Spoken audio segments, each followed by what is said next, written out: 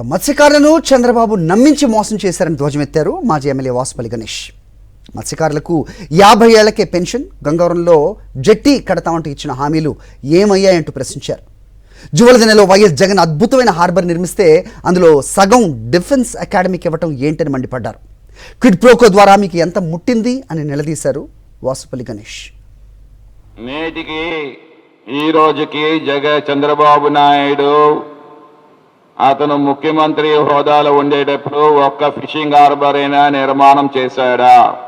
ఒక్క జట్టి అయినా నిర్మాణం చేశాడా? కనీసం గంగవరం పోర్టు నిర్మాణం చేసేటప్పుడు అక్కడ గంగవరం మత్స్యకారులు అందరికీ ఒక జట్టి నిర్మాణం చేస్తామని చెప్పినటువంటి గంగవరం పోర్టుతో కూడా నిర్మాణం చేయించలేకపోయిన దద్దమ్మ నేను చెప్తానన్నమాట. ఇతనే మత్స్యకారులందరినీ తోలు తీస్తాను కబడ్డార్, మీరేమనుకుంటున్నారు? ఒళ్ళు దగ్గర పెట్టుకోండి.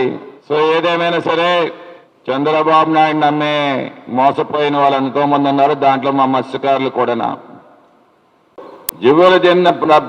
జట్టి నిర్మాణానికి సుమారు 200 కోట్ల రూపాయలు ఇంటర్నేషనల్ స్టాండర్డ్స్ లో, దాంట్లో సగం కేటాయించాడు డిఫెన్స్ అకాడమీకి, ప్రైవేట్ డిఫెన్స్ అకాడమీకి. సగం అంటే 100 కోట్లు ప్రైవేట్ కంపెనీకి మిగిల్చేటప్పుడు నీకు చుట్టుకోక ఎంత జరిగింది? This understand. ప్రతి మత్స్యకారుడు కూడా అర్థం చేసుకోవాలి. ఇది చంద్రబాబు నాయుడు మోసపూరితమైన పనులు మాట ఇవన్నీ కూడా.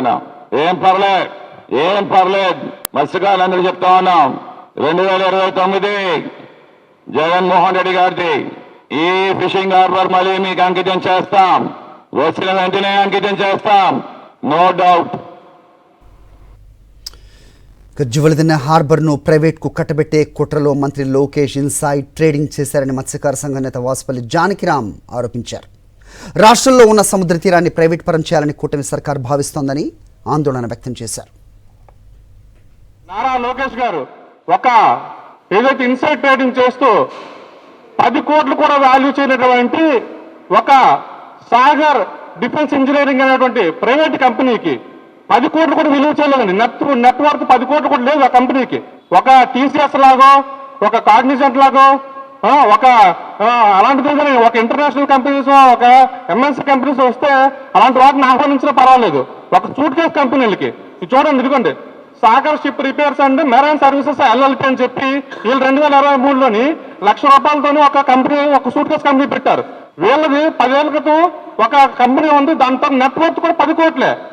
10 కోట్ల రూపాయలు కూడా విలువ చేయనటువంటి ఒక కంపెనీకి 280 కోట్ల రూపాయలు వ్యయంతో కట్టినటువంటి, మా మత్స్యకారుల కోసం కన్స్ట్రక్షన్ చేసినటువంటి, ఇంటర్నేషనల్ స్టాండర్డ్స్ తో నిర్మించినటువంటి ఫిషింగ్ హార్బర్ని ఇచ్చేయడం ఏ విధంగా ధర్మం అని చెప్పి కూడా ప్రభుత్వాన్ని, రాష్ట్రంలో ఉన్న మత్స్యకారులు అందరూ ప్రశ్నిస్తున్నాం.